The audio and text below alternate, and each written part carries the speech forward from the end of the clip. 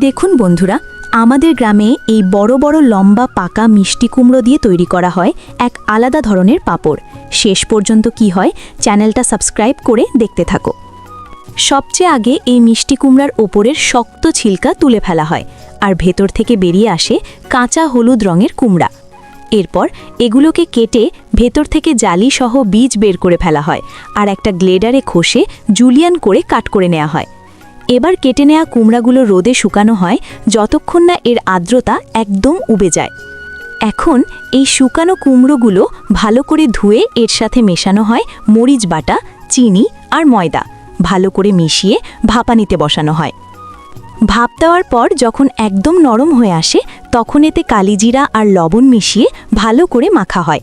এই মাখা মিশ্রণ এবার পাতলা ফ্রোজেন কাগজে তেল মাখিয়ে গোল গোল করে ঢেলে রোদে শুকানো হয়। রোদে শুকিয়ে তৈরি হয়ে যায় আমাদের পাহাড়ি কুমড়ার এক ঐতিহ্যবাহী ঝাল মিষ্টি পাঁপড়।